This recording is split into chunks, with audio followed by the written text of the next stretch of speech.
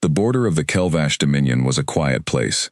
Out here, past the last bright star that the Kelvash called home, space was empty and cold and dark. Nothing much happened here. That is why Fleet Officer Drayon Vess liked this post. He commanded a small patrol group of 3 warships, and for 6 years, nothing had gone wrong.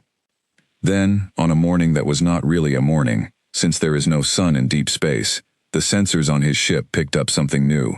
"Contact," said his sensor officer, a young Kelvash named EU Thal. "Small ship, slow, no weapons fire, no shields raised." Drayon Vess walked to the front of the bridge and looked at the screen.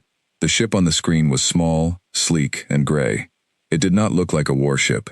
It did not look like a cargo hauler either. It moved slowly, almost lazily, through the black. "Species?" Drayon asked. "Human," said Ayuthal. "Markings match the ones from the old reports. Scout class, we think."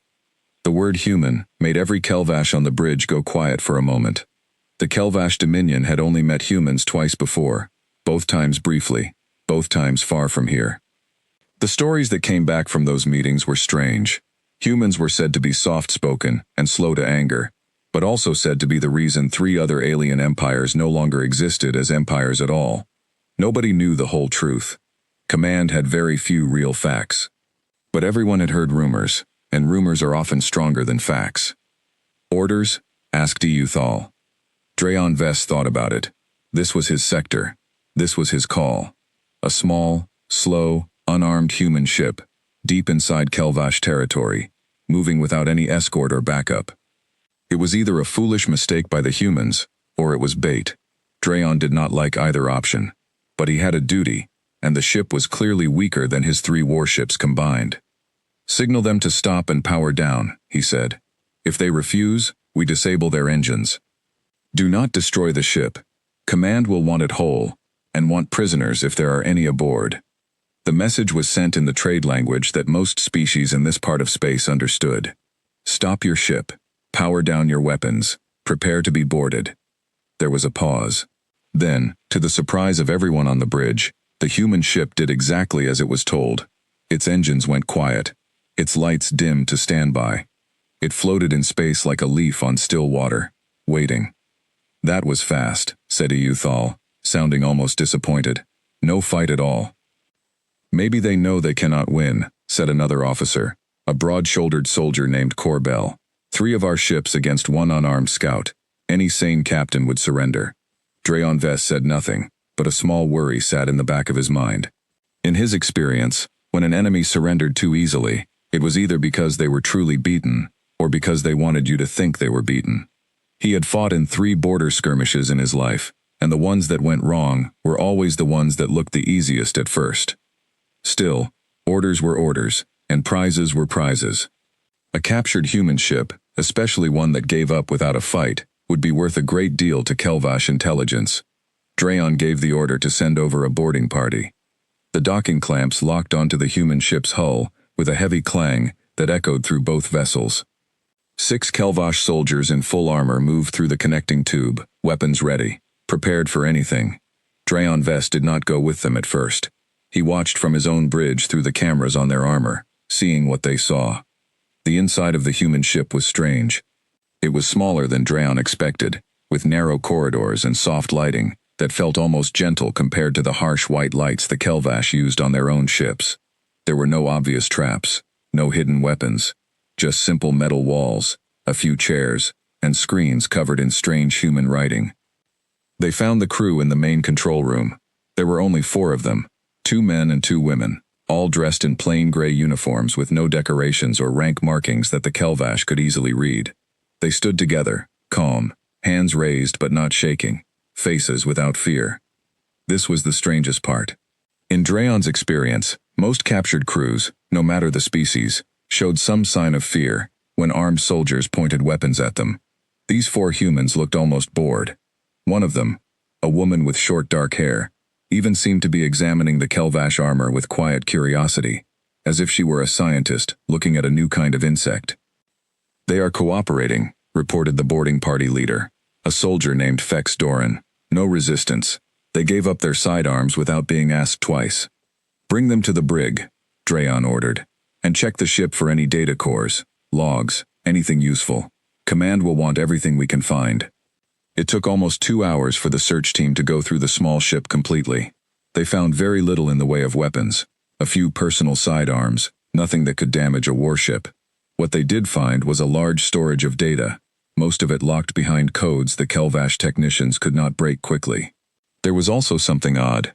A single device, small and metal, sitting alone in a locked compartment near the ship's core systems. It looked almost like a simple recording device, the kind used to send short messages across long distances. "What is that?" Drayon asked, looking at the image sent from the search team. "Not sure," said the ship's engineer, a Kelvash named Senin Vok, who had come aboard to examine the human technology. "It does not match anything in our records. It might be a communication device. It might be something else. Is it dangerous?" Senin Vok studied it for a long moment. "It shows no active power signature strong enough to be a weapon. But there is something strange about how it is built. It is very simple, almost too simple. As if it was built only to do one single thing, and nothing else." Drayon Vest did not like the sound of that. "Leave it where it is for now. Do not touch it until our specialists on the homeworld can look at the data properly." But it was already too late. Just as Senin Vok finished speaking, the little device blinked once with a soft red light. Then it made a short sound, almost like a chime, and a small burst of energy passed through it and out into open space. A single, quick transmission, gone in less than 2 seconds. The armored Kelvash guarding the room jumped back in alarm, weapons raised, but nothing else happened. The device went dark and quiet, as if it had never worked at all. "What was that?" Drayon shouted through the comm. "Some kind of automatic signal," Senin Vok answered, his voice tight with worry. "It sent something. I could not stop it in time. Where did it go? Who received it? I do not know yet. It moved too fast, too focused, like a single beam pointed at one target far away. I have never seen a signal behave like that." Drayon felt his stomach tighten. A hidden device on a captured ship, sending a secret message the moment it was found. This was exactly the kind of thing that made an easy capture turn into a disaster. He immediately ordered the 4 human prisoners moved to separate secure cells, and ordered his ships to raise their weapons and shields, just in case.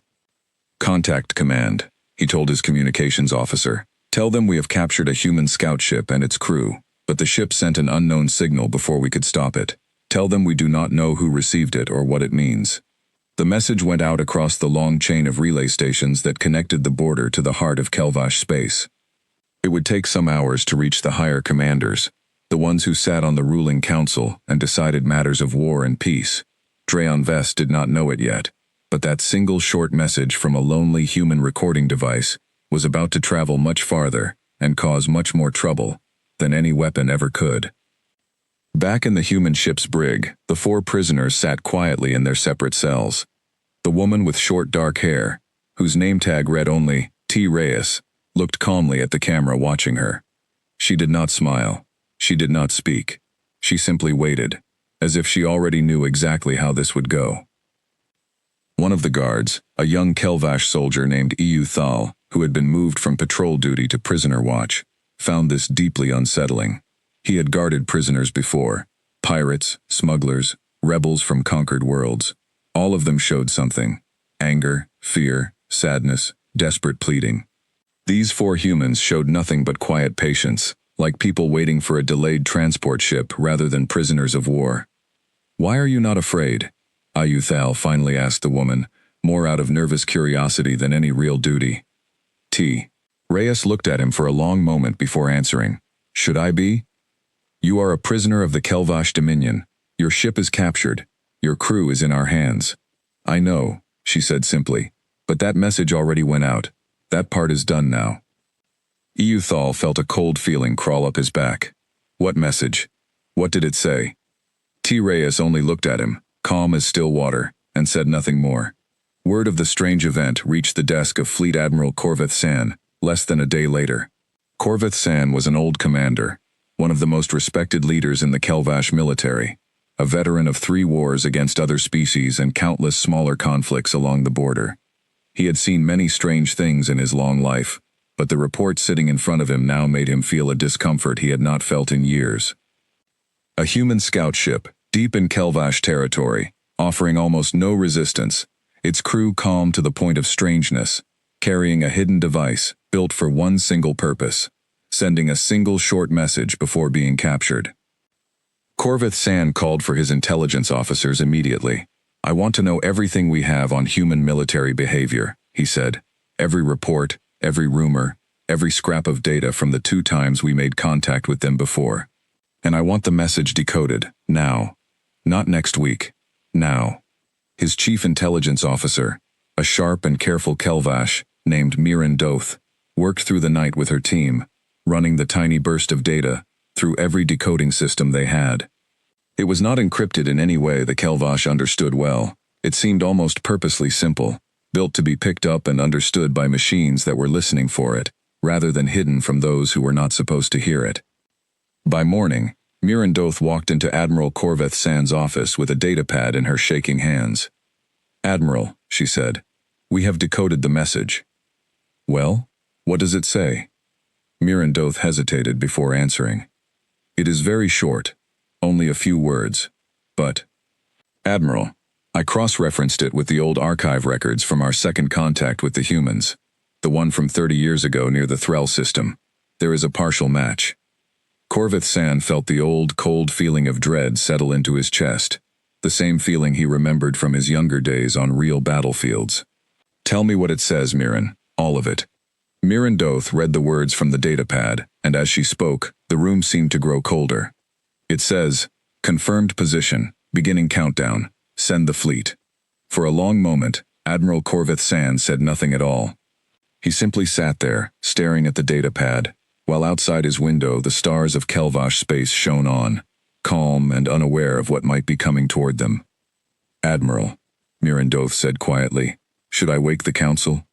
Corvith San rubbed his eyes with one clawed hand. He had been an officer for over 40 years. He had ordered fleets into battle. He had seen good soldiers die, and bad decisions cost entire systems. But nothing in his long service had prepared him for a message this short, and this calm. "Not yet," he said. "First, I want to understand what we are dealing with. Pull every file we have on the Threll incident. I want to know exactly what happened after that message was sent 30 years ago." Miran Doth nodded and left quickly, her boots echoing down the metal hallway. Alone in his office, Corvith San called up the old archive on his terminal. The Threll system had been a minor Kelvash outpost 30 years earlier, a small mining colony near a contested border with a species called the Dorith Combine, a race the Kelvash had fought on and off for over a century. The old report was thin, filled with gaps, written by officers who clearly had not understood what they were recording. According to the file, a single human ship, much like the one captured now, had been found drifting near Threll space. It had been damaged, its crew reported to be searching for a lost research vessel. The Dorith Combine, who controlled that region at the time, had captured the ship and its small crew, intending to use them as leverage in ongoing tensions with neighboring powers. 3 days later, according to the report, a human fleet arrived at Threll. The report did not say how large the fleet was. It only said, in cold and careful words, that the Dorith Combine's presence in that system ended within a single day, and that the Dorith Combine, as a governing power, ceased to exist within that region less than 2 months later. Corvith San leaned back in his chair, the weight of the old words settling on him like a heavy stone. He had read this file before, years ago, as a young officer training for command. Back then it had seemed like an old rumor, a story told to frighten young cadets into respecting the unknown. Now, sitting here with a nearly identical situation unfolding in his own sector, it did not feel like a rumor at all. He thought about Drayon Vess, out on the border, sitting on top of a human crew who had let themselves be captured without a fight. He thought about the strange, simple device that had sent its message before anyone could stop it. He thought about the words Miran Doth had read to him. Confirmed position, beginning countdown, send the fleet. It was not a plea for help. It was not a warning shot. It read like a simple, calm report from a soldier who expected to be found, and expected help to come, and felt no fear at all about what would happen next. Corvith San opened a channel to Drayon Vess's ship, encrypted on the highest priority line available. It took several minutes for the signal to travel, and for Drayon to respond. his face appearing tired and tense on the small screen. "Admiral," Drayon said, "I assume you have seen the decoded message." "I have. Tell me everything about the prisoners, their behavior, anything at all that seemed unusual." Drayon Vest described what he had seen: the calm surrender, the lack of any fear even while under armed guard, the strange comment the human woman had made to young EU Thal about the message already being sent, as if that alone settled the matter completely in her mind. "They are not behaving like prisoners at all," Drayon said. "They are behaving like people who are simply waiting." "Waiting for what?" "I do not know, Admiral. But if the old reports about Threll are true, I do not think we have very long to find out." Corvith San closed the channel and sat quietly for a moment, thinking. He was not a man who panicked easily. He had built his entire career on staying calm when others lost their nerve. But he understood now that this situation was bigger than one captured ship, bigger than his own authority to decide. This needed to go to the Council immediately, whether it was the middle of the night or not. He picked up the comm and gave the order himself. "Wake the Council. Tell them we have a situation on the border that cannot wait until morning. Tell them it involves the humans." Word spread through the upper levels of Kelvash Command like fire moving through dry grass. Within 2 hours, 7 of the 9 ruling council members were gathered in the secure command chamber deep beneath the capital world, their faces showing the mix of tiredness and worry that came from being woken in the dark hours to hear bad news. Councilwoman Thria Bolvash, the oldest member of the ruling body and the one most experienced in matters of war, was the first to speak once Corvith San finished explaining the situation. "You are telling us," she said slowly, "that one of our patrol officers captured a small, unarmed human scout ship, and in doing so, triggered some kind of automated distress signal that we believe may summon a human battle fleet to our border." "That is correct, Councilwoman. And you believe this because of a single old report from an incident 30 years ago, involving a completely different species, in a system we did not even control at the time." "I understand how it sounds," Corvith San said carefully, "but the pattern matches too closely to ignore. A quiet capture, a short calm message, and then, within days, an entire enemy power removed from a region of space. If there is even a small chance that this could happen here, in our own territory, I believe we must prepare for it seriously." The chamber fell into an uneasy silence. Several council members exchanged glances. Finally, a younger councilman named Perrin Ath, known for his more cautious and skeptical nature, spoke up. "With respect, Admiral, we know very little about the humans. 2 brief contacts in decades of exploration hardly makes for solid intelligence. Perhaps this message means nothing at all. Perhaps it was simply an old, faulty device malfunctioning during capture." "Perhaps," Corvith San agreed. "But if we assume it means nothing, and we are wrong, the cost of that mistake could be far greater than the cost of taking a few careful precautions now." Thria Bolvash raised a clawed hand for quiet. "What do you suggest, Admiral?" "First, I suggest we do not harm the prisoners in any way. If a fleet is coming, we do not want to give them a reason beyond the capture itself. Second, I suggest we quietly move additional defense ships toward the border sector, without making it obvious that we are preparing for a large conflict. And third, I suggest we try to open direct communication with the humans, to understand what is truly happening, before matters go any further." The council debated for over an hour. Some members thought the idea of reinforcing the border was an overreaction that could look like aggression to any neutral observers. Others thought it was the only reasonable course of action, given what little they knew. In the end, a slim majority voted in favor of Corvith San's plan, though several members made clear they still believed the whole matter would turn out to be nothing more than an old device malfunctioning. Corvith San did not share their confidence. As he left the chamber and walked the long hallway back to his own office, he thought again about the words in that short message. Confirmed position. Beginning countdown. Send the fleet. It did not sound like a mistake. It sounded like the first line of a plan that had already been running long before his patrol officer ever spotted that small gray ship drifting quietly through the dark. Back on the border, aboard the Kelvash warship holding the captured humans, Drayon Vest stood outside the brig, watching the 4 prisoners through the reinforced glass. They sat quietly, 3 of them resting with their eyes closed, as if simply passing time, while the woman named Reyes remained awake, sitting with her back straight, watching the corridor outside, as if she were counting something in her head. Thal stood beside his commander, still shaken from his earlier conversation with the prisoner. "Sir," he said quietly, "do you think something is really coming?" Drayon Vest did not answer right away. He looked at the calm, patient faces of the 4 humans behind the glass, and thought about how differently they behaved compared to every other prisoner he had ever guarded in his long career. "I do not know, Thal," he said finally, "but I think we are about to find out." Far beyond the edge of Kelvash space, in the deep quiet dark between the stars, something had already begun to move. It was distant now, still many days away by any Kelvash measure of travel, but it moved with a steady, patient purpose, like a held breath finally being released. The countdown had begun. 3 days passed on the border world of Keshar Station, and nothing happened. No fleet appeared on the sensors. No strange ships crossed into Kelvash space.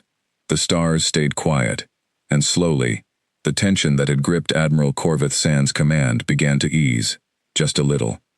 But Corvith Sand did not relax. He had lived too long and fought too many wars to trust silence. Silence, in his experience, was often the quietest part of a storm, the moment right before the wind picked up.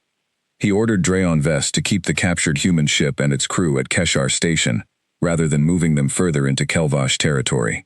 It was a heavily defended outpost, home to a large fleet repair yard and 3 full squadrons of warships. If something did come looking for the humans, Corvith Sand wanted it to find a well-defended position, not an easy target. He also ordered his intelligence team to begin direct questioning of the prisoners, carefully and without cruelty. Corvith Sand did not believe in torture, not because he was especially gentle, but because in his experience, frightened prisoners told you what they thought you wanted to hear, while calm prisoners sometimes told you the truth, simply because they saw no reason to hide it. Mirandoth, the sharp intelligence officer who had decoded the original message, was given the task of speaking with the human woman named T. Reyes, since she seemed to be the one most willing to talk, even if what she said was rarely useful. The interrogation room at Keshar Station was small and plain, with a metal table bolted to the floor and 2 chairs facing each other. Mirandoth sat on one side, a datapad in front of her. T. Reyes sat on the other, her hands resting calmly on the table, wrists still bound by a light restraint that she did not seem bothered by at all. "You understand," Mirandoth began, speaking in the trade language, "that cooperation would go a long way toward improving your situation here." "I understand," T. Reyes said simply. "Then perhaps you could tell me what the message your ship sent actually meant. We already have a partial translation. It would help both of us if you simply confirmed it." T. Reyes studied the Kelvash officer for a moment before answering. "You already know what it said. Confirmed position. Beginning countdown. Send the fleet. That's not really a secret. It was never meant to be hidden from you. It was meant to be found." Mirandoth kept her voice level, though inside she felt a small chill at how easily the human admitted this. "Why would you want us to find such a message?" "Because it's true," T. Reyes said. "We were sent here to be found. That part of the mission is over now. It worked exactly as it was supposed to. You are telling me you wanted to be captured?" "I'm telling you that being captured was not a failure," T. Reyes said. "It was the plan." Mirandoth leaned forward slightly. "Then what was the purpose of this plan? What are you truly doing out here, so far from your own space?" T. Reyes was quiet for a moment, as if deciding how much to say. "We're mapping the edge of your territory. We do that sometimes, in places we don't know much about. Usually it's quiet work. Fly in, gather information, fly out. But sometimes, one of our ships gets caught. When that happens, we don't fight our way out. We let it happen. Because a captured ship tells us more about a new neighbor than 100 quiet scouting runs ever could. You wanted to see how we would treat you."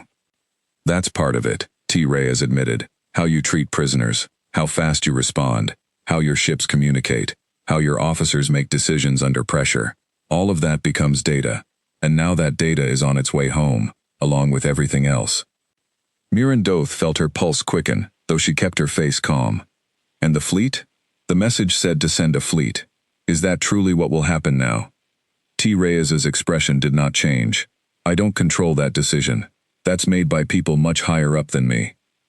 But yes, when one of our ships is captured and confirmed, protocol says a response fleet is sent to the last known position. That's not a threat. It's just how we operate. We don't leave our people behind, and we don't ignore a confirmed capture. Even if the ship surrendered without a fight? Even if the crew was never harmed? Especially then, T. Reyes said, because that means the capture was clean, confirmed, and worth investigating properly. If we'd been badly hurt or the ship destroyed, there might be nothing left to confirm. But a clean capture, with a working crew and a working signal, that's the clearest kind of message we can send home. It means, this is real, this is exact, come take a proper look. Mirandoth sat back, trying to process what she had just heard. It was almost too calm, too simple to be believed. A species that treated the capture of its own soldiers, not as a tragedy, but as a useful source of information, something to be planned for and expected rather than feared. Does this happen often? She asked. Your ships being captured on purpose? Not on purpose, exactly. T. Reyes said, we don't want to get caught. Nobody enjoys sitting in a cell, but when it happens, we don't waste the experience by panicking. We've learned that panic rarely helps, and being calm rarely hurts. And the fleet that is coming, how large will it be? For the first time, T. Reyes gave something that was almost a small, tired smile. I really don't know the exact number. That's decided by command, based on what they think the situation calls for. It could be small, it could be large. It depends on how they read the risk. And how do you think they will read it? T. Reyes considered the question carefully. You have a strong, well-armed border fleet, a distant but organized central government, and a history of conflict with at least one other species in this region. If I were making the call, I'd send enough force to make sure nothing went wrong, and not one ship less. Mirandoth left the interrogation room with more questions than answers, but with one clear and troubling conclusion. The humans were not bluffing, not exaggerating, and not afraid. They spoke about the coming fleet the way a Kelvash officer might speak about the weather, an expected, ordinary thing, worth preparing for, but not worth fearing. She brought her full report to Admiral Corveth San that evening. He listened without interrupting, his old eyes narrowing slightly, as she described the calm, almost businesslike way T. Reyes had explained everything. So they let themselves be captured on purpose, Corveth San said slowly, once she finished. Not this specific crew, perhaps, but the doctrine itself. Capture is treated as useful, not shameful. That is what she told me, Admiral, and I believe her. She had no reason to lie about something so easily checked against future events. Corveth San rubbed his jaw thoughtfully. It changes how we should think about this. If they are not afraid of losing a scout crew, then threatening the prisoners will not frighten them into backing down. And if a fleet truly is coming simply as standard procedure, then nothing we do now, short of releasing the prisoners immediately, is likely to stop it. Should we release them, Admiral? Corveth San considered this carefully. Releasing captured enemy personnel without any negotiation, any exchange, any clear benefit to the Dominion, would be seen by many in the Council as a sign of weakness, especially if it turned out the whole matter truly was nothing more than an overreaction to an old device malfunction. Not yet, he said finally.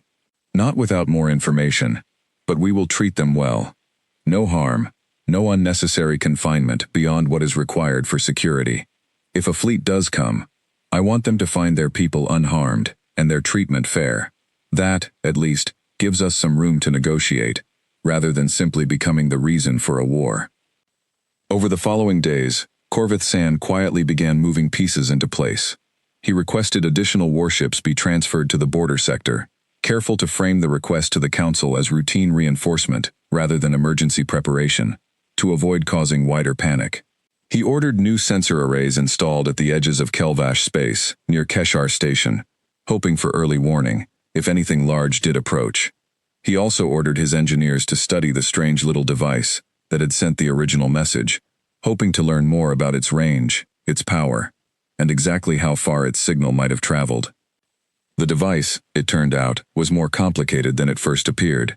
Senan Vok, the ship's engineer who had first examined it, spent nearly a week studying its inner workings with a team of Kelvash technical specialists. What they found troubled them deeply. It is not a normal transmitter, Senan Vok explained to Corveth San during a private briefing. Its power source is small, but its signal was focused with incredible precision, more precision than anything we know how to build. It did not broadcast outward in all directions, like a normal distress call. It sent a single, narrow beam, aimed at one exact point in space. Could you determine where that point was? Roughly, yes. Based on the angle and timing, the signal was aimed toward a relay point several days' travel from here, likely part of a chain of hidden communication stations the humans maintain along this border. From there, the message could travel much further, much faster, than any signal we could send using similar technology. How much faster? Senenvok hesitated. If our estimates are correct, and if the relay chain works the way we believe it does, the message may have already reached a major human command center by now. Possibly even before we finish decoding it ourselves. Corvith Sand felt the cold weight of that statement settle over him. If the message had already reached its destination that quickly, then whatever fleet was coming might already be much closer than 3 or 4 days out. It might already be on its way, moving through hidden routes the Kelvash Dominion knew nothing about. Increase our sensor range as far as our technology allows, Corvith Sand ordered. I want to know the moment anything unusual enters this sector, no matter how small it seems at first. That night, unable to sleep, Corvith Sand walked the quiet halls of Keshar Station alone, passing by the security door that led to the human prisoners' quarters. He paused there for a long moment, looking through the small viewing window at the 4 humans resting peacefully inside, as if none of this troubled them at all. He thought about everything Mirandoth had told him, about a species that saw capture not as a disaster, but as an opportunity, about a fleet sent not out of vengeance, but out of routine and careful protocol. He thought about the old Threll report, about a stubborn regional power that had existed for over 100 years, and then simply stopped existing within a matter of months. For the first time in his long military career, Admiral Corvith Sand felt something he rarely allowed himself to feel. Real, quiet fear. Not fear of an angry, vengeful enemy who might attack in blind rage. That kind of enemy could be predicted, provoked into mistakes, worn down over time. This was something else entirely. This was an enemy who did not need anger to be dangerous. An enemy who treated war the way the Kelvash treated routine border patrols, as simple, calm, expected procedure, carried out without hesitation, and without cruelty, but also without mercy for those who stood against it unprepared.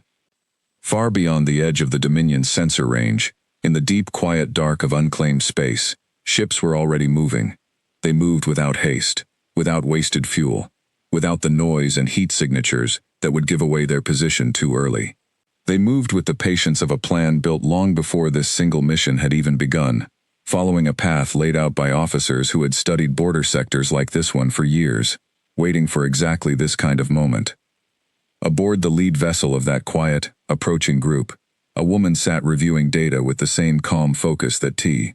Reyes had shown in her prison cell many light years away.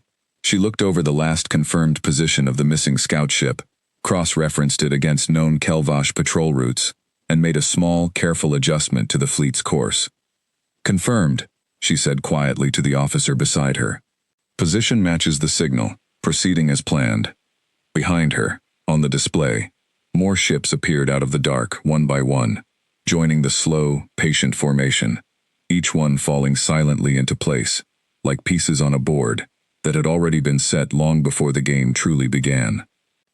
Back at Keshar Station, life continued in its strange, tense rhythm. Drayon Vess found himself visiting the brig more often than his duties strictly required, drawn there by a mix of professional caution and personal curiosity.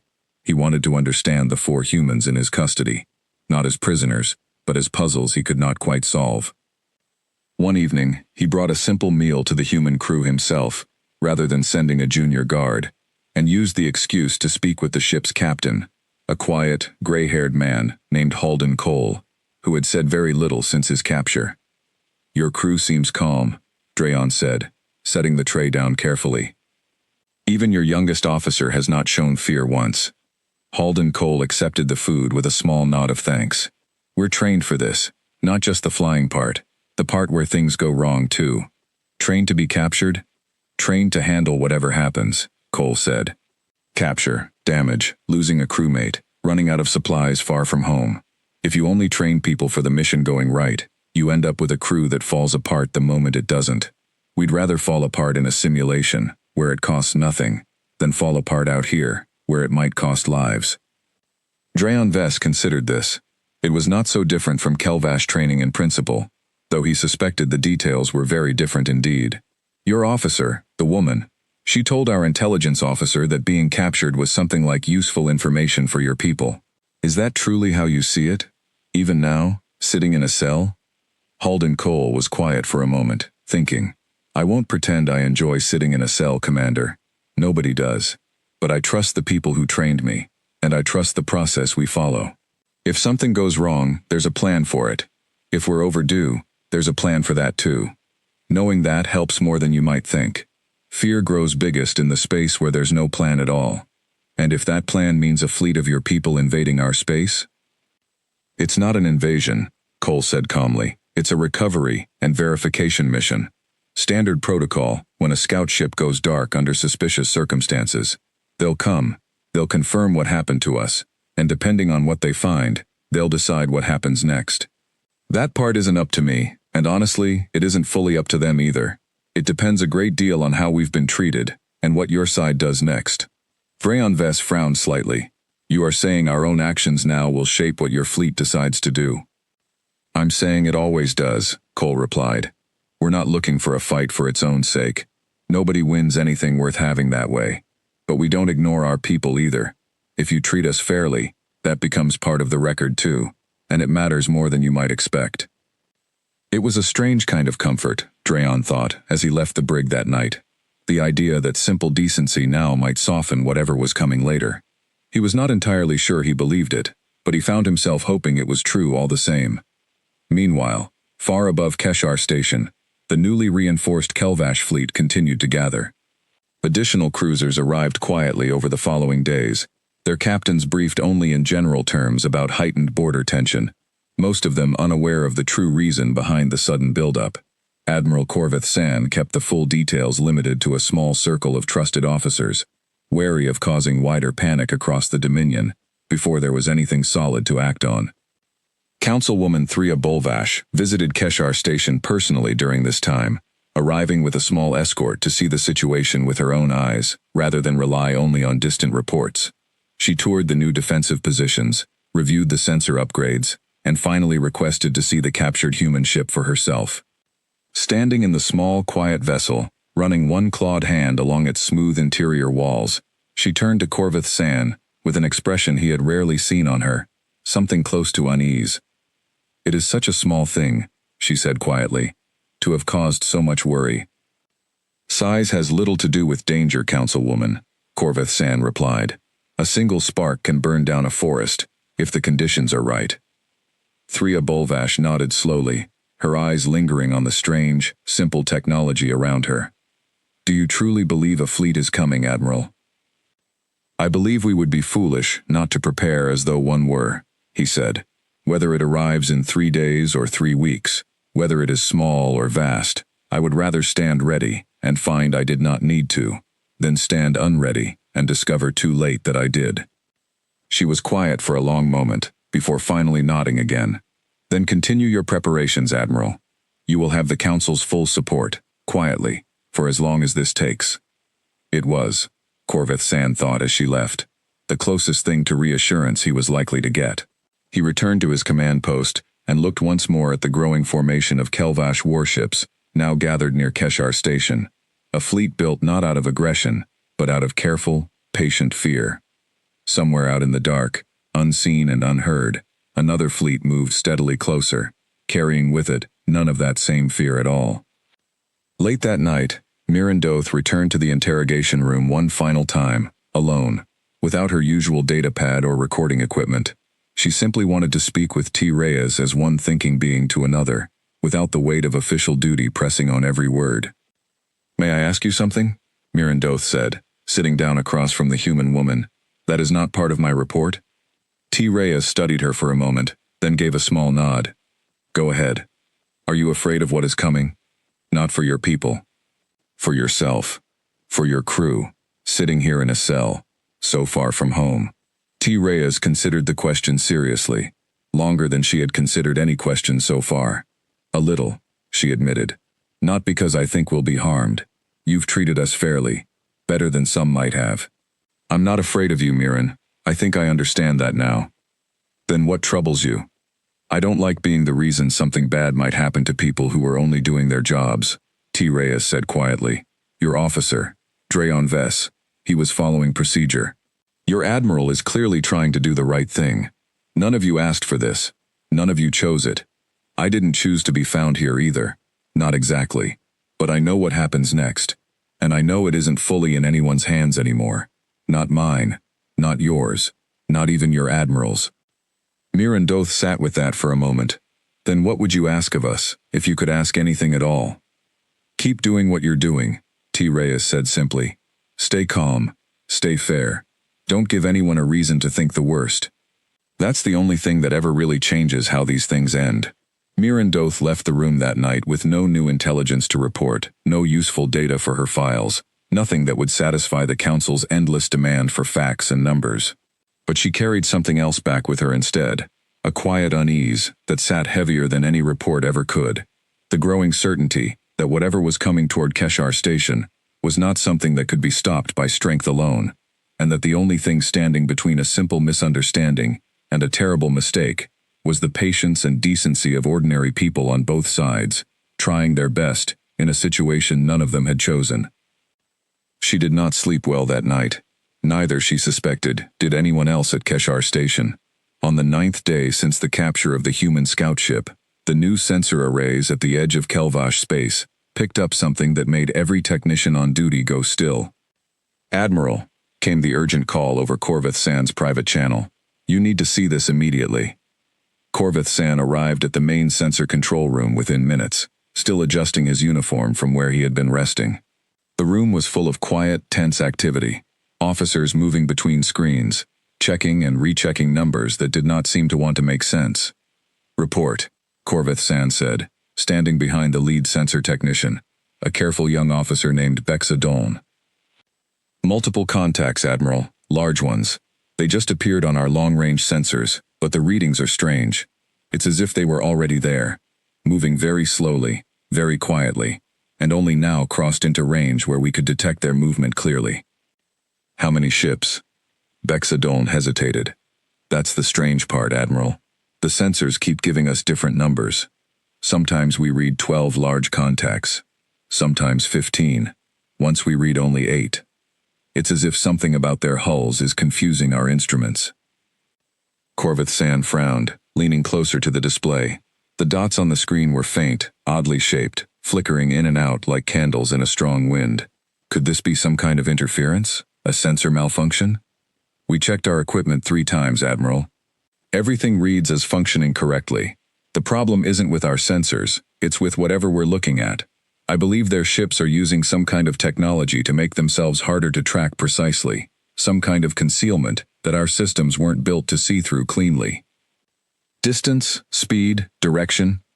Still several days out at their current pace, Admiral, based on our best estimate. And they are moving directly toward Keshar Station. No other direction makes sense given their current path.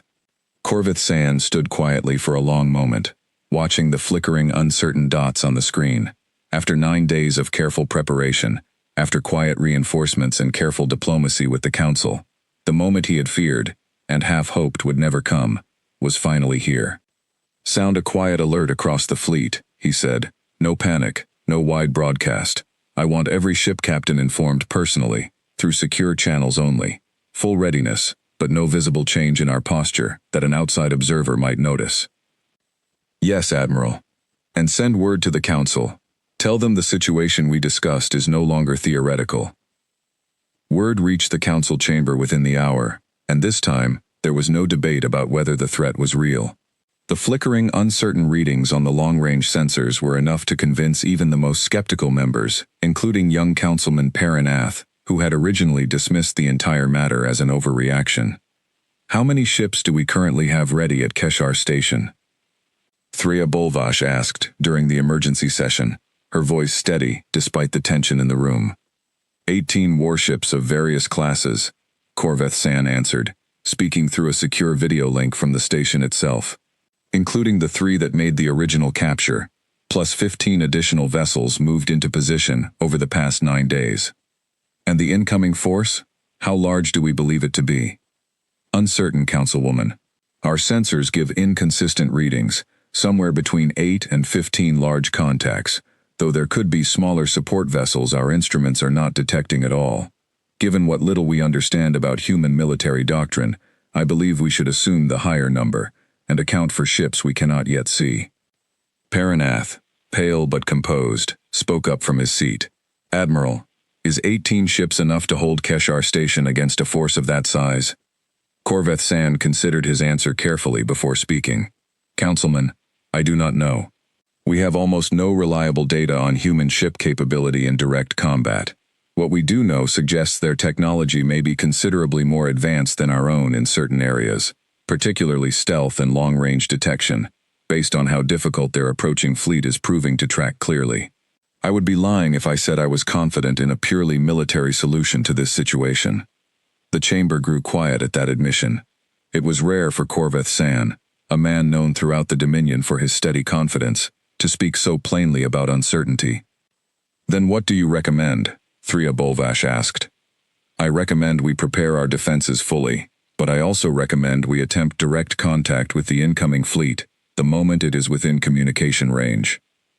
I believe our best chance of avoiding a costly and uncertain conflict lies in showing clearly, and immediately, that we are willing to discuss the return of their people without demands or conditions. You wish to simply release the prisoners? Paranath asked, surprised. I wish to offer their release as a gesture of good faith, made clearly and early, before any fighting begins, Corveth San said. If the humans are, as their own prisoner suggested to us, a species that values calm and fair treatment as much as raw strength, then this may be the single action most likely to prevent bloodshed on both sides. The council debated the matter for nearly 2 hours, weighing pride against caution, military doctrine against unfamiliar diplomacy. In the end, they voted narrowly in favor of Corveth San's plan, authorizing him to offer the prisoners' release as part of any negotiation, while still preparing the full defensive fleet in case negotiations failed. Back at Keshar Station, Drayon Vess received the news of the approaching fleet with a strange mixture of dread and something close to relief. The waiting, at least, was almost over. He went immediately to the brig, where the 4 human prisoners were resting in their usual quiet manner. He found Halden Cole awake, sitting calmly on the edge of his bunk, as if he already somehow sensed that something had changed. Your fleet has been detected, Drayon Vess said simply. Several days out, according to our sensors, though the exact number and composition remain unclear to us.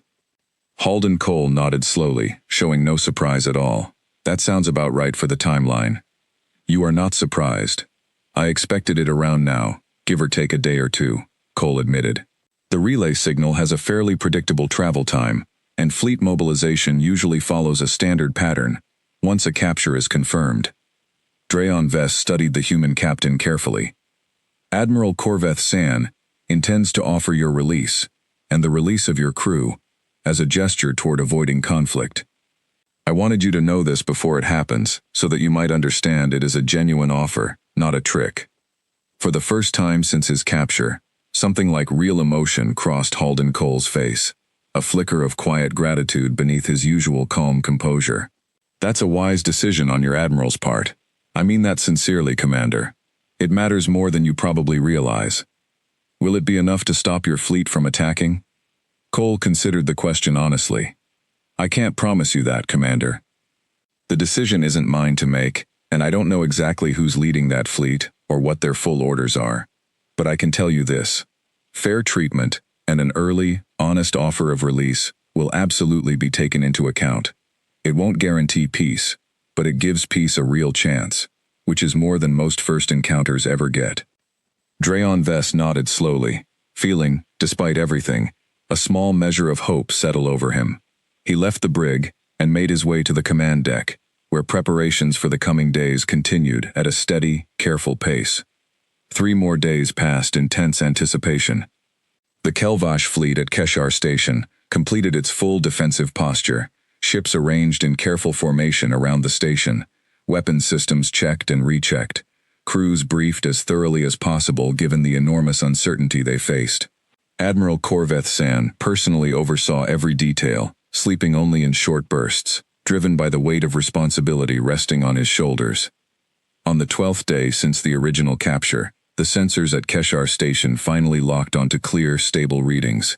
The flickering, uncertain contacts resolved suddenly into sharp, precise images, as if whatever concealment technology the human fleet had been using was deliberately switched off all at once. 12 large warships hung in space at the very edge of clear sensor range, arranged in a simple, orderly formation. Behind them, smaller support vessels became visible as well, bringing the total count to over 20 ships in all. They did not advance further. They did not power up weapons systems in any way the Kelvash sensors could detect. They simply stopped, holding position, waiting. "They've stopped, Admiral," Bexadoln reported, her voice tight with tension. Full stop, still outside effective weapons range. No offensive posture detected. Corvith San watched the screen carefully, his mind racing through possibilities. "Attempt communication immediately. Use every channel and frequency we have. I want them to know, without any doubt, that we are willing to talk before anything else happens." The first message was sent within minutes, a careful, formal greeting from Admiral Corvith San himself, offering immediate and unconditional discussion regarding the return of the captured human crew, along with full details of their treatment during captivity. The response came faster than anyone expected, arriving less than 10 minutes later, translated cleanly into the Kelvash trade language by systems far more capable than anything the Dominion possessed. It was short, calm, and direct, much like the very first message that had started this entire crisis nearly 2 weeks earlier. Message received. Your offer is acknowledged. Sending representative for direct discussion. Please prepare to receive a single unarmed shuttle at the coordinates provided. No weapons will be carried aboard. We ask the same courtesy in return. Corvith San read the message twice before finally allowing himself a small breath of cautious relief. It was not peace yet. It was not certainty, but it was, for the first time since this entire situation had begun, an open door rather than a closing fist. "Prepare a shuttle bay for their arrival," he ordered, "and inform the council immediately. Tell them the humans have requested direct talks." As the order went out and the station buzzed with careful, controlled activity, Corvith San allowed himself one quiet moment to look at the distant formation of human warships, still holding steady at the edge of sensor range, patient and calm, exactly as their captured crew had been from the very first moment of contact. Whatever happened next, he thought, would depend not on weapons or numbers, but on whether two very different peoples could find enough trust between them to step back from the edge they now stood upon together. The hours before the shuttle's arrival felt longer than the entire 12 days that had come before them. Corvith San used the time to gather his most trusted advisors in a small briefing room near the main docking bay. Dreon Vess, Mirandoth, and Senan Vok, along with 2 senior council members who had traveled to Keshar Station once the crisis became too serious to manage from a distance. "We know almost nothing about who is coming," Corvith San said, pacing slowly at the head of the room. "We do not know their rank, their authority, or their intentions, beyond the request for talks itself. I want everyone here to listen carefully, speak only when necessary, and above all, remain calm, no matter what is said or shown to us." "Should we expect some kind of demand?" asked Paranath, who had insisted on being present, despite his earlier skepticism, now turned to genuine unease. "I do not know," Corvith San admitted, "but I would rather be surprised by generosity than caught off guard by anger." "Prepare for both." Mirandoth spoke up quietly. "Admiral, if I may, based on my conversations with the prisoner, T. Reyes, I believe their representative will likely focus first on confirming the well-being of their crew, before moving to any larger discussion. It may help to have Halden Cole and the others visible and unharmed as early as possible in the meeting." Corvith San nodded. "Good. Arrange for the human prisoners to be brought to a separate, comfortable room near the docking bay, ready to be seen the moment it seems appropriate. I want no question in anyone's mind about how they have been treated." The preparations continued until, finally, the sensors detected a single small shuttle detach from the distant human fleet formation and begin its slow, steady approach toward Keshar Station. It carried no visible weapons, exactly as promised, its outer hull marked with simple, clean lines and a small emblem none of the Kelvash recognized. The shuttle docked without incident, guided carefully by station traffic control. When the airlock finally opened, only one figure stepped through. A tall woman with steady eyes and graying hair pulled back neatly, wearing a plain, dark uniform with a single insignia on the collar that marked her as an officer of considerable rank, though the Kelvash had no way yet to know exactly how high. She introduced herself simply as Commodore Elena Voss, representative of the Human Expeditionary Fleet, sent to discuss the matter of the captured scout ship and its crew. Admiral Corvith San met her personally at the docking bay entrance, flanked by Drayon Vess and a small honor guard that had been instructed, very deliberately, to keep their weapons lowered and their posture calm, rather than threatening. "Commodore Voss," Corvith San said, offering the small bow that Kelvash custom used for respected equals. "Thank you for coming aboard Keshar Station. I hope this meeting can resolve matters peacefully for both our peoples." Elena Voss returned the gesture with a small nod of her own, clearly having been briefed on at least the basics of Kelvash custom. "Admiral Corvith San, I appreciate the invitation, and I appreciate, more than you may realize, the fact that my people have not been harmed during their time here.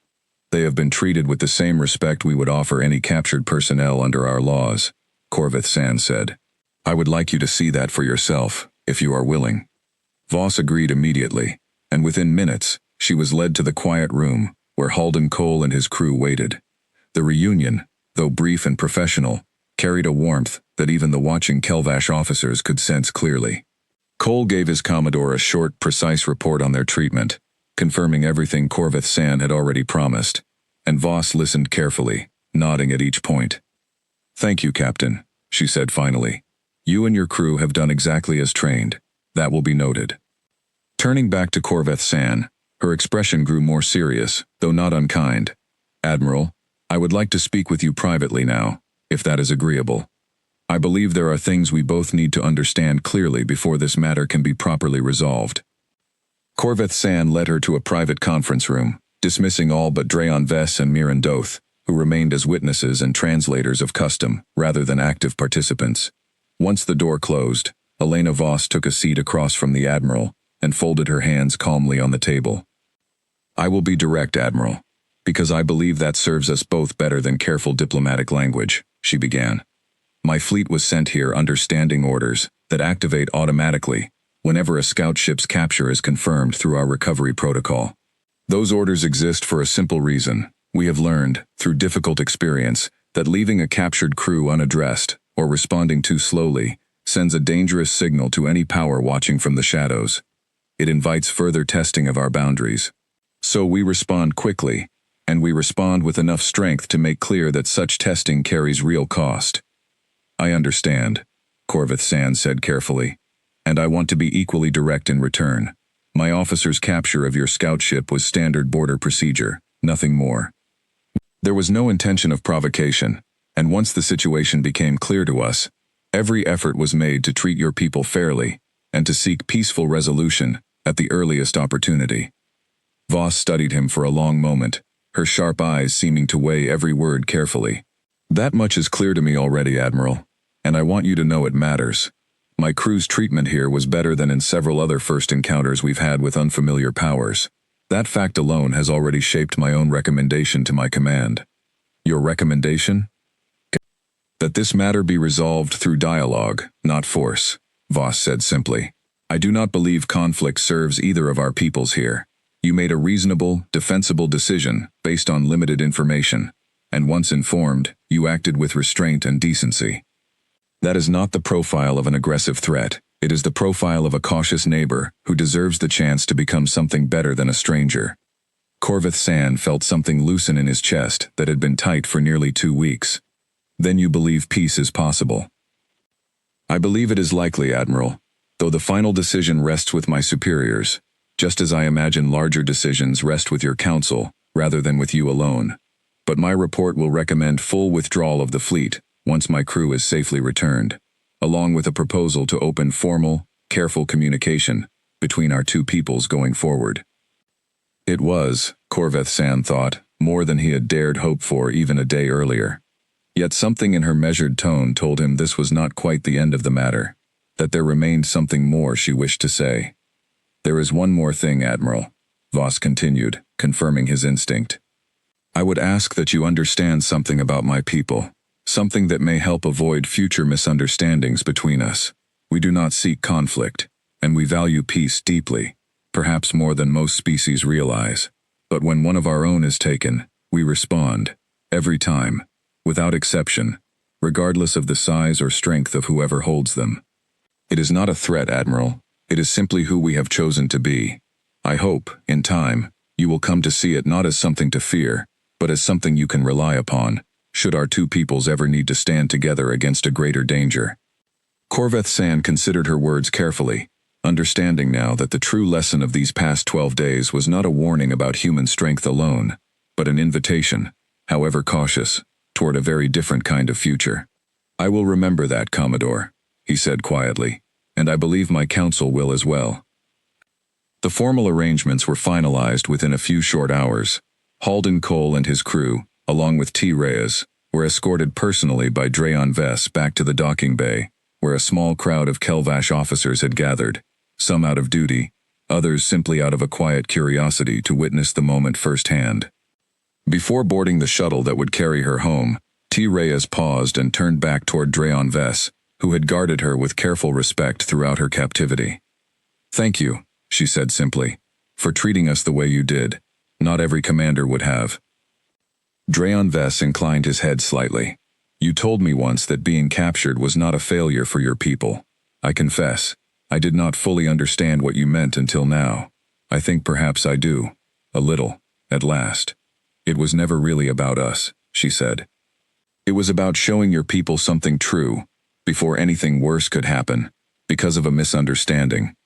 I'm glad it worked out this way instead. She boarded the shuttle without another word, and within the hour, the small vessel detached from Keshar Station and began its slow return journey toward the distant, waiting fleet. Admiral Corveth San watched from the observation deck as the shuttle grew smaller against the stars, flanked at a respectful distance by two Kelvash escort ships as a final gesture of goodwill. Beside him, Commodore Elena Voss remained a moment longer before her own departure, watching the same quiet scene. You handled a very difficult situation with great care, Admiral, she said. I want you to know that will not be forgotten by my command. I only did what seemed right, given what little we understood, Corveth San replied. I confess I understand your people little better now than I did 12 days ago. But I understand this much clearly. Fear alone would have led us somewhere far worse than where we now stand. Voss allowed herself a small, genuine smile, the first Corveth San had seen from her since her arrival. That, Admiral, may be the most important lesson either of our peoples can learn from all of this. Perhaps it is the beginning of something worth building, rather than merely something worth avoiding. She departed soon after, her own shuttle disappearing into the dark alongside the first, leaving Keshar Station and its weary but relieved crew behind. Within 2 more days, sensor reports confirmed that the entire human fleet had turned and begun withdrawing from the border sector entirely, exactly as promised, without a single shot fired or a single ship damaged on either side. Back in the council chamber, the news was met with a mixture of deep relief and quiet unease. The immediate crisis had passed, peacefully and without cost, but the larger truth of what had almost happened, and of what still remained unknown about their new neighbors, settled over the ruling body like a long shadow that would not easily fade. Corveth San, standing before the council to deliver his final report on the matter, chose his closing words with great care. We have learned 2 things from this experience, he said. First, that the humans possess strength and reach far beyond what we previously understood, and a willingness to use both without hesitation when their own people are threatened. Second, and I believe more importantly, that this same strength is guided by a surprising and genuine capacity for patience, fairness, and restraint, so long as they are met with the same in return. He paused, looking around the quiet chamber before finishing. I believe our future dealings with humanity will depend far less on the size of our fleets, and far more on the character we choose to show them. We have been given a rare gift in this crisis, a second chance to make a first impression, and we did not waste it. I hope, for all our sakes, that we continue to choose wisely. The council said nothing for a long moment, the weight of his words settling over each member in turn. Then, slowly, one by one, They began to nod in quiet agreement, understanding at last that whatever came next between their two peoples, the choices made in these 12 tense days, would echo far longer than any single fleet ever could. 6 weeks passed after the human fleet withdrew from the border, and in that time, the mood across the Kelvash Dominion shifted slowly from fear to a careful, curious kind of respect. Admiral Corveth Sand's report had been shared, in edited form, with senior officers across the fleet, and word of the peaceful resolution spread quietly through military circles, told and retold, until it became something close to a legend. The alien species that did not panic, the prisoners who thanked their captors. The fleet that arrived, waited, and left without firing a single shot. For Corveth Sand himself, the 6 weeks brought no rest. Instead, they brought a new kind of work, the slow, careful business of building something where before there had been only silence and rumor. True to Commodore Voss's word, a formal proposal arrived less than 10 days after the crisis ended, delivered through the same hidden relay system that had once carried the original alarm message. It was an invitation, simple and direct, for a small Kelvash delegation to travel to a neutral meeting point near the edge of human territory, to begin formal talks between the two peoples. The council debated for days over who should lead such a delegation. In the end, it was Corveth Sand himself who was chosen, along with Miran Doth as his senior intelligence advisor, and to his surprise, Dreon Vess, whose calm handling of the original capture and its aftermath had earned him quiet praise from every level of command. "You built the first bridge, Commander," Thria Bolvash told him during his official briefing before departure. "It seems only right that you help carry others across it."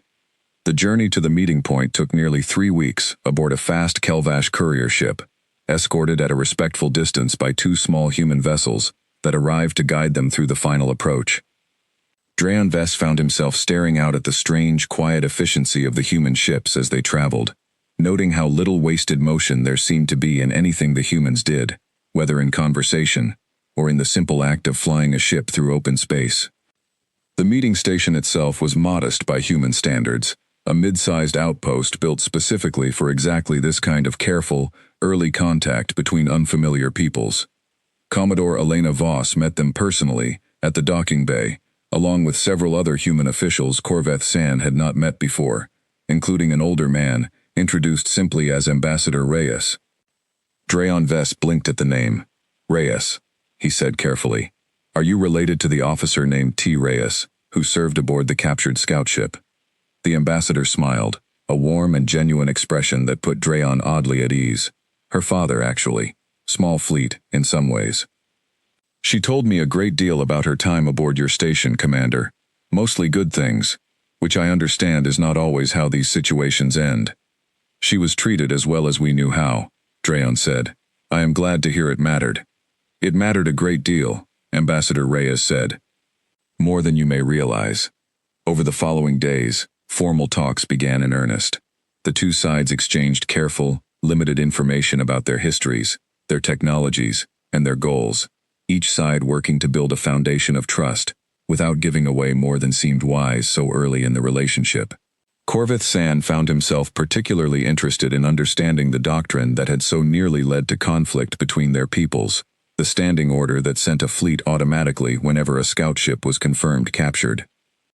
"It comes from hard experience," Ambassador Reyes explained during one long evening session, the two of them sharing a quiet meal away from the more formal negotiations. "Centuries ago, before humanity ever reached the stars in any serious way, we learned a difficult lesson here on our own world. When a nation showed weakness, when it hesitated too long to respond to aggression against its own people, it invited more aggression, not less. It took us a very long time, and a great deal of suffering, to learn that lesson properly.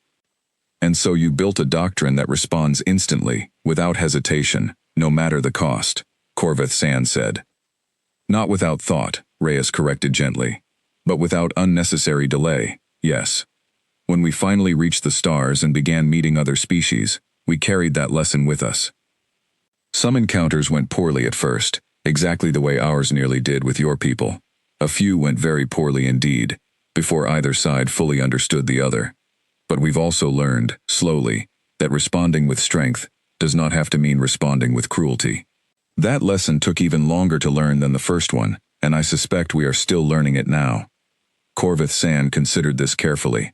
It is a strange kind of strength, Ambassador, to be so certain, so unwavering, in defense of your people, and yet also so patient, so careful, in how that strength is finally used.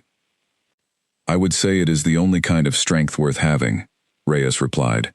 Strength without patience becomes cruelty. Patience without strength becomes an invitation for others to take advantage.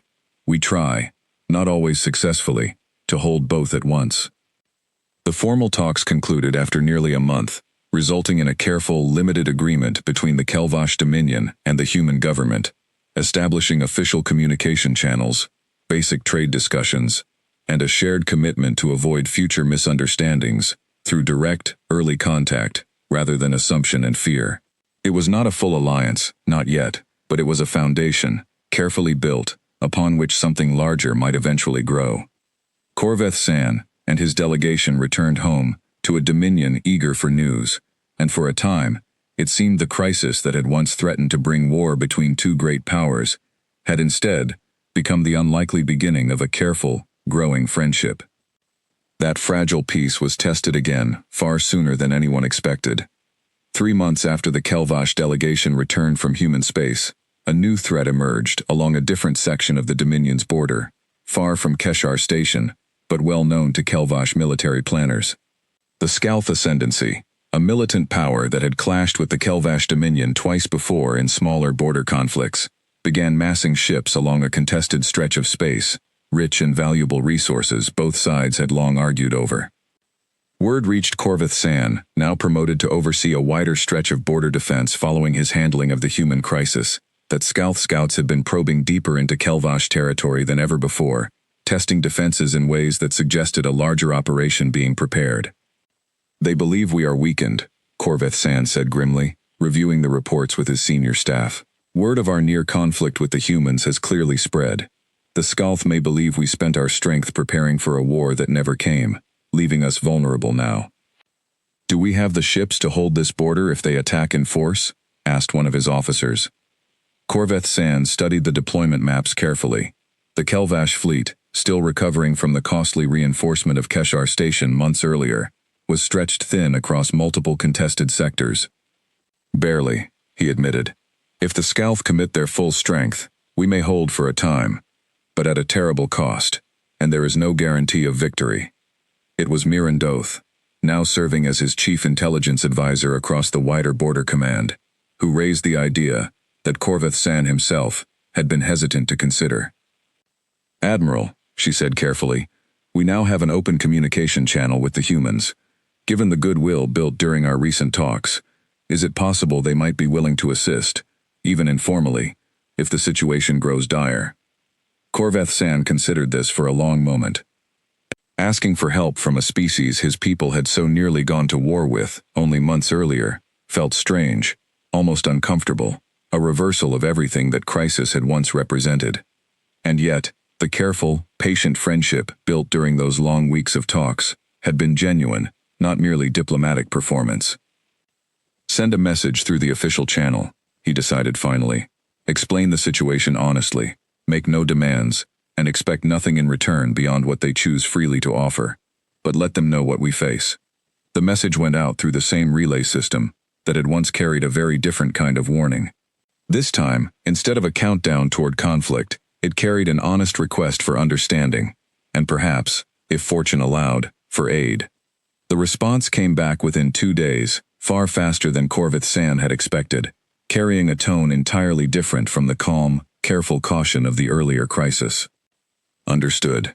Assistance authorized. Fleet deployment already underway. Estimated arrival, 4 days. Hold your position, Admiral. We are coming. Corvith San read the message 3 times, feeling something unfamiliar rise in his chest, something between disbelief and a deep, unexpected gratitude. He had expected, at best, careful consideration, perhaps a slow and cautious offer of limited support weeks later, after long deliberation among human command. He had not expected an immediate, decisive commitment, sent within hours of receiving his message. 4 days later, exactly as promised, Human ships began arriving at the contested border, not the small, careful formation that had once faced Keshar Station, but a full battle fleet, moving with the same quiet, practiced precision Drayon Vess had once observed in the approach of a single scout ship many months earlier. At the head of that fleet, aboard the lead command vessel, stood Commodore Elena Voss, now promoted to full admiral, watching the Skalth formations gathering on her tactical display, with the same calm, measured focus she had once shown during her first meeting with Corveth San aboard Keshar Station. "Signal the Kelvash fleet," she ordered. "Tell Admiral Corveth San that human forces have arrived, and we stand ready to support the defense of this border, at his discretion and command." The message reached Corveth San just as Skalth warships began their long-expected advance, their commanders clearly believing they faced only the weakened, overstretched Kelvash defense they had planned for. What they found instead, arriving unseen behind a screen of careful stealth technology until the very last possible moment, was an entirely different battle than the one they had prepared to fight. Aboard his own flagship, Corveth San watched the tactical display with a mixture of tension and cautious hope as the Skalth fleet, nearly 40 warships strong, pressed forward into what their commanders clearly believed was a thin, exhausted Kelvash line. The Skalth ascendancy had built its reputation on speed and aggression, favoring fast, heavily armed cruisers that struck hard and struck first, overwhelming smaller defensive forces before they could properly organize a response. "They are committing their full strength," reported Corveth San's tactical officer, a steady veteran named Deyesa Kor. "No reserve formation detected. They believe this will be decisive." "Let them believe that a little longer," Corveth San said quietly. "Hold the Kelvash line at standard defensive spacing. Do not reveal our human support until the Skalth are fully committed." The Kelvash fleet held its position exactly as ordered, weapons firing in careful, disciplined patterns as the Skalth advance closed the distance. Losses began almost immediately on the Kelvash side, 2 smaller cruisers taking heavy damage within the first minutes of engagement, their shields flaring bright against the dark, as enemy fire found its mark again and again. Corveth San forced himself to remain calm, watching the numbers, waiting for the precise moment his human allies had quietly requested. That moment came when the Skalth fleet, sensing what they believed was a weakening Kelvash defense, began pushing their center formation forward more aggressively, stretching their own line thin in their eagerness to break through and claim a quick, decisive victory. "Now," Corveth San said, "signal Admiral Voss. Tell her the moment has come." The response was almost immediate, and utterly unlike anything the Skalth commanders had prepared for. The careful stealth field that had hidden the full human fleet vanished all at once, and 25 human warships appeared directly behind and alongside the overextended Skalth formation, their weapons already locked and firing, before the surprised enemy crews could even fully register what had happened. The battle that followed was short, brutal, and one-sided, in a way that stunned every Kelvash officer watching it unfold. Human weapons technology, so calm and understated in every other context Drayon Vess had witnessed, proved devastating in direct combat, striking with a precision and speed that left Skalth ships crippled or destroyed within minutes of the human fleet's arrival. Where Kelvash weapons relied on sustained, repeated fire to wear down enemy shields, human weapons seemed to find exact, critical points on enemy hulls almost immediately, disabling engines and weapons systems with an efficiency that bordered on surgical. Within 20 minutes, the once confident Skalth advance had collapsed entirely into a desperate, scattered retreat. More than half their original fleet either destroyed outright or drifting helpless and disabled among the wreckage of the brief but devastating engagement. The remaining Skalth ships broke formation entirely, fleeing back across the border at maximum speed, abandoning the resource-rich sector they had come to claim. Corveth San watched the retreating enemy fleet on his display, feeling the tension of the past hour drain slowly out of him, replaced by something between exhaustion and quiet astonishment. "Admiral," Deyesa Kor reported, her voice carrying the same disbelief Corveth San felt himself. "The Skalth fleet is in full retreat. Our human allies report only minor damage to 2 of their vessels. No losses reported on their side at all." Corveth San said nothing for a long moment, simply staring at the numbers on his screen. 40 enemy warships had been reduced to a scattered, fleeing remnant in less than half an hour, at the cost of minor damage to a fleet that had arrived, by its own account, simply to help a friend in need. He opened a direct channel to Admiral Voss's flagship, finding her waiting calmly on the other end, as though the battle just concluded had been little more than a routine training exercise. "Admiral Voss," Corvith San said, still working to steady his own voice. "On behalf of the Kelvash Dominion, I thank you, and your fleet, for the assistance you have given us today. I do not believe we would have held this border without you." Voss's expression remained calm, though something warm flickered briefly across her steady features. "You held your line admirably, Admiral Corvith San. Your fleet did not break, even under heavy pressure. That mattered more than you may realize. We arrived to support a defense that was already fighting well, not to rescue one that had already failed. Even so, the outcome would have been very different without your fleet's arrival." "Perhaps," Voss allowed, "but I would remind you, Admiral, this is exactly what we discussed those months ago at the meeting station. Strength offered freely, in support of a friend, rather than strength used only in defense of ourselves alone. I am glad we were able to demonstrate that today, rather than simply speak of it." Word of the battle spread quickly through Kelvash military and political circles, and this time, unlike the tense uncertainty that had followed the original scoutship crisis, the news was met with something closer to genuine celebration, tempered by a deep and sobering respect for the raw power the human fleet had displayed so effortlessly. The Scalth Ascendancy, badly bloodied and humiliated by the unexpected defeat, withdrew from the contested border entirely within the week, sending quiet diplomatic feelers, seeking terms, rather than risking a second engagement, against a defense now known to include human support. Back at the council chamber, Thria Bolvash addressed the gathered members with a note of genuine emotion rarely heard in her long career of careful, measured statements. "6 months ago," she said, "we feared the humans as an unknown and possibly dangerous power on our doorstep. Today, that same power stood beside us, unasked, beyond a simple honest request, and turned a dangerous enemy into a retreating remnant within the span of a single battle. I do not believe any of us, myself included, fully understood then what kind of neighbor we had found ourselves beside." Perinath, the once skeptical young councilman, rose to speak as well, his earlier doubts now replaced with something far more thoughtful. "I opposed Admiral Corvith San's caution during the original crisis, believing it excessive given how little we truly knew. I was wrong to doubt him then, and I do not intend to make that same mistake again. Whatever alliance we build with humanity going forward, I believe it should be built carefully, honestly, and with the same patience and fairness that avoided disaster the first time we crossed paths with them." The Council's response was swift and nearly unanimous.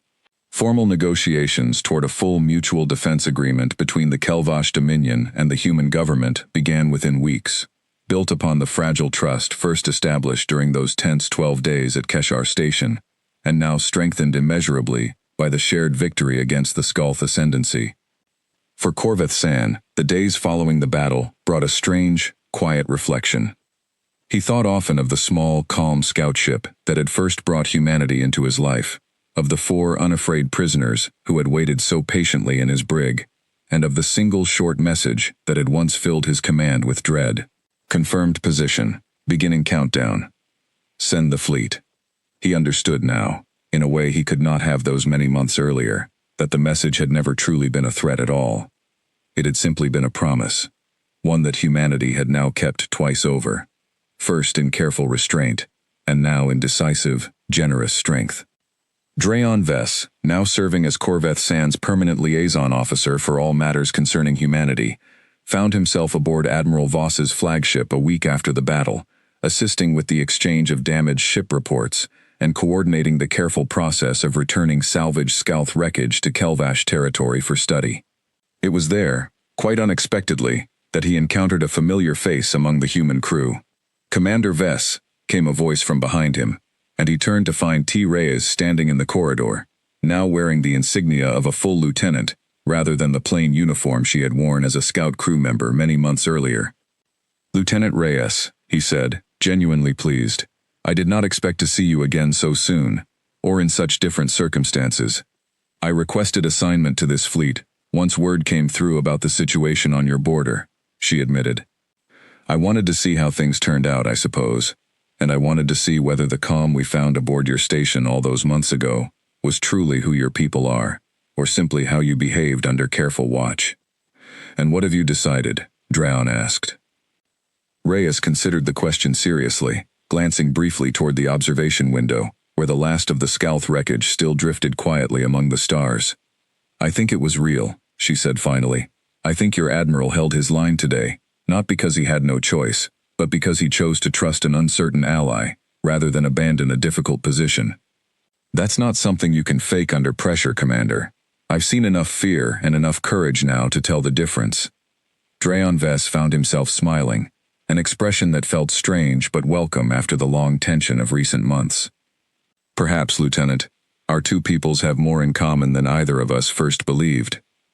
Perhaps, Reyes agreed, though I suspect we still have a great deal left to learn about each other before we're truly certain of that.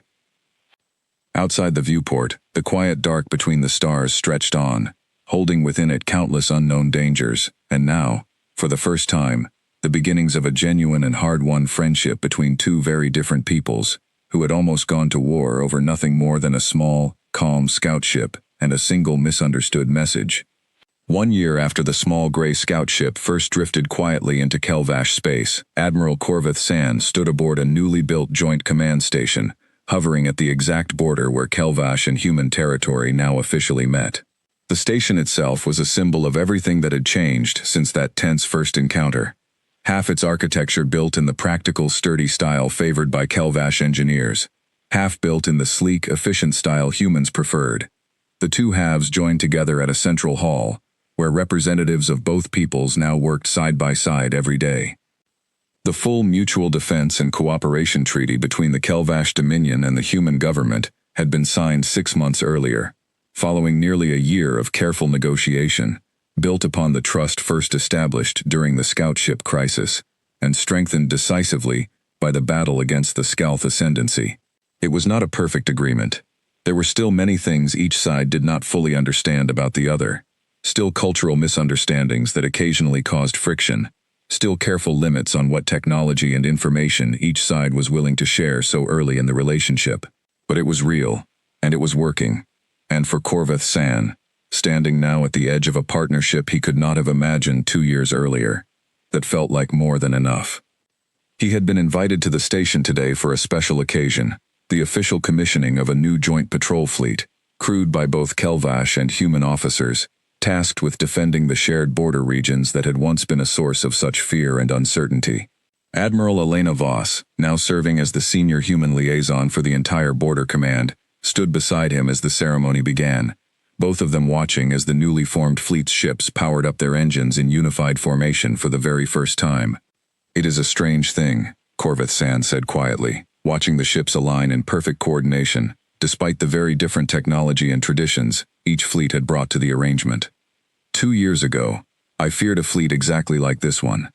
Now I stand here helping to build it. Fear often comes from not understanding what stands in front of you, Voss replied.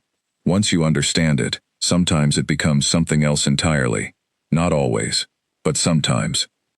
Draon Vess, now holding the rank of senior liaison commander himself, approached the two admirals with a datapad in hand, a small smile on his face that Corvith San had come to recognize well over the past year. The formal ceremony is ready to begin, admirals, he said, though I believe there is someone here who requested a moment with you both first. He stepped aside, and T. Reyes approached, now wearing the insignia of a full commander in her own right, having risen quickly through the ranks following her service during the Scalth engagement and the many careful diplomatic missions that followed it. Admiral Corvith San, she said, offering the small Kelvash bow of respect she had clearly taken the time to learn properly. I wanted to thank you personally, before the ceremony began. For what, Commander? It is your people who have given so much to this partnership.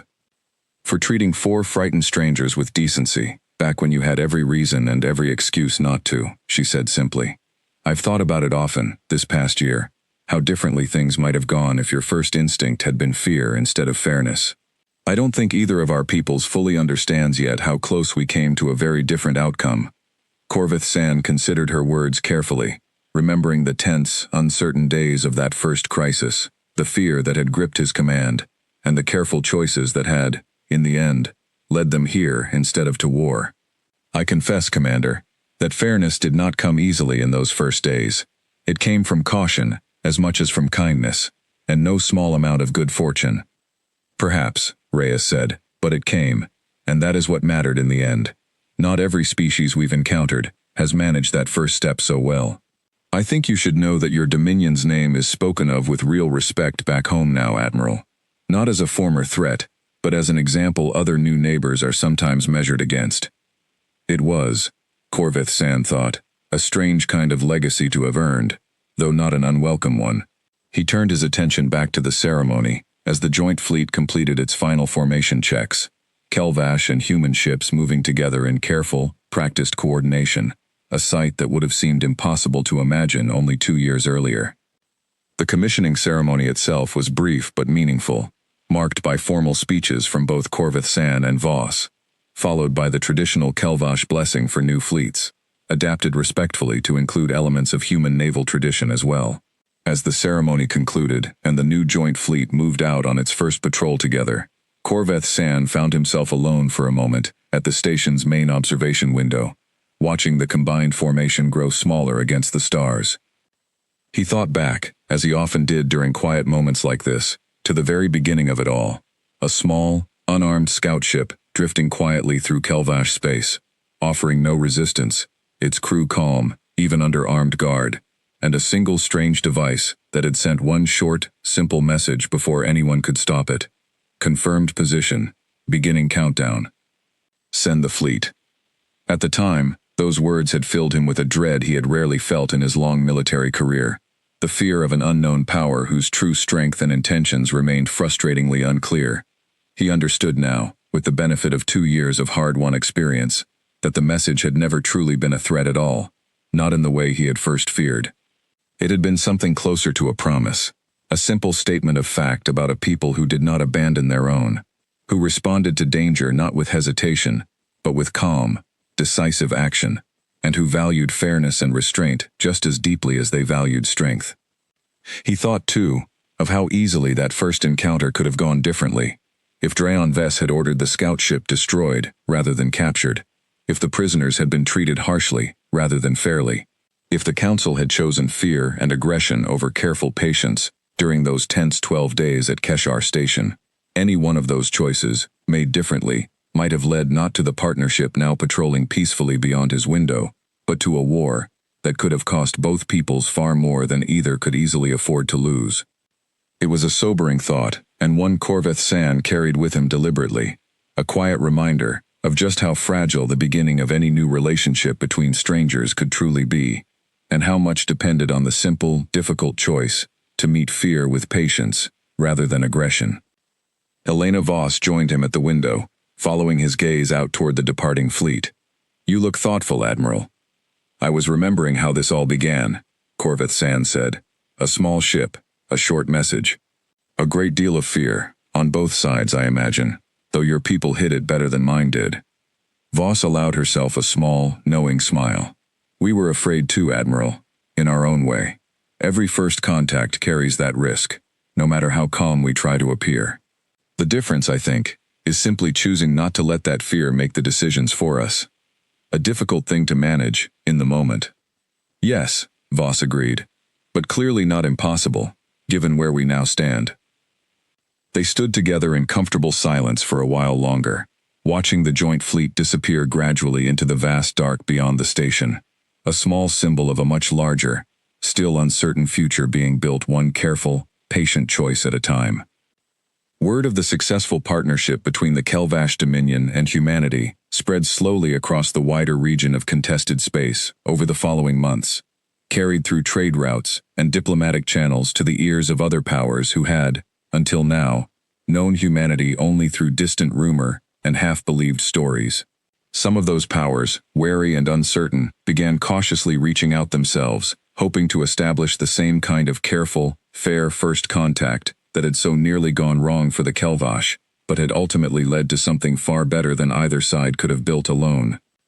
Others, watching the swift and decisive defeat of the Skalth Ascendancy's aggressive advance, drew a different but equally important lesson from the same events, that this quiet, patient species, so slow to anger and so careful in its dealings with those who treated it fairly, could become a devastating and immediate danger to any power foolish enough to test its resolve through violence or bad faith.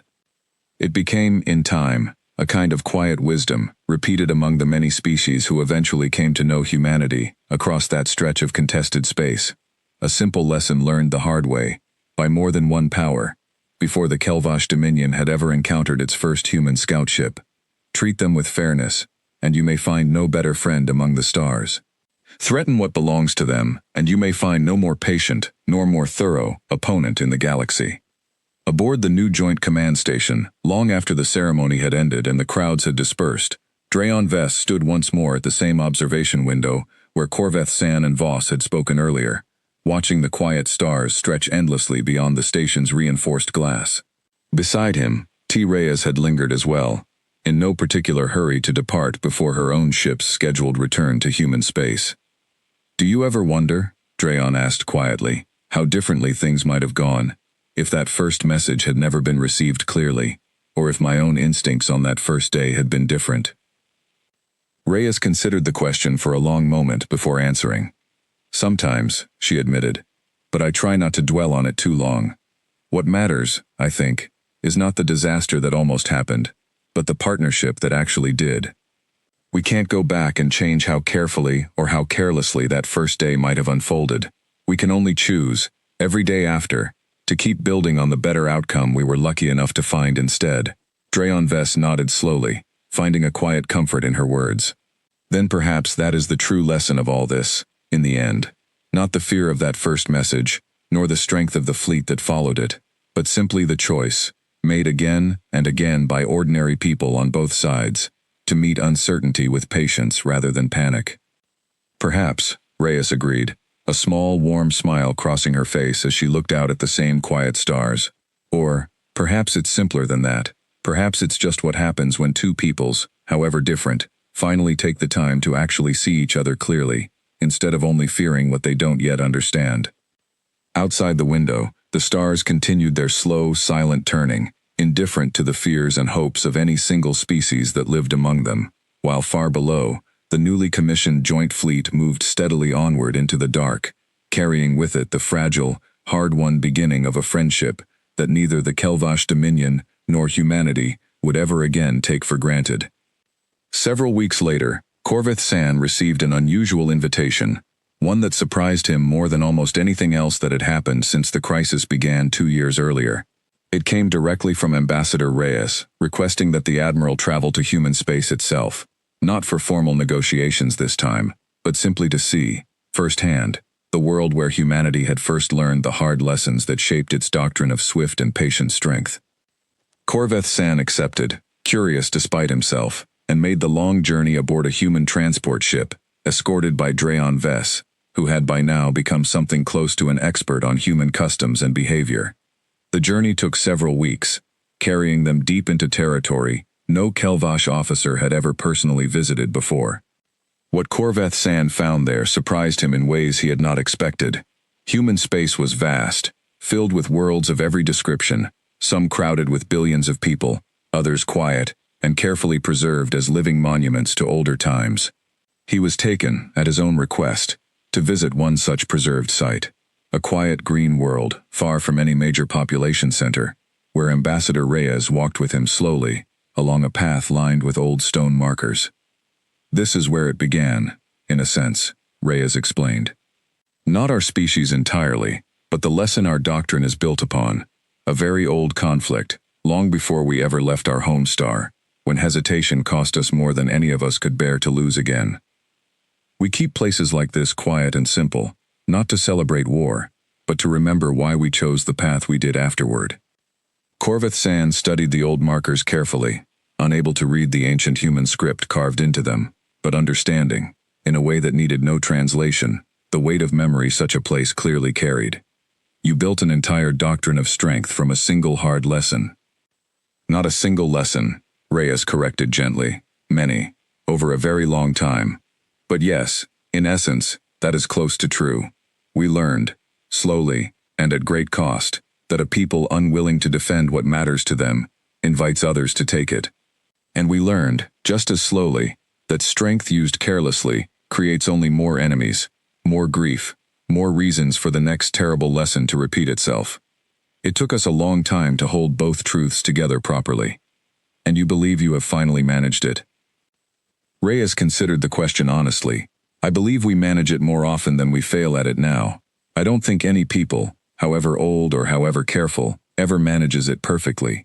But we keep trying, Admiral, every single day, and I think that trying matters more than perfection ever could. Corvith San returned to Kelvash space some weeks later, carrying with him a deeper understanding of the people his own species had so nearly gone to war with, and a quiet, personal certainty that the fragile peace they had built together was worth every careful effort required to maintain it.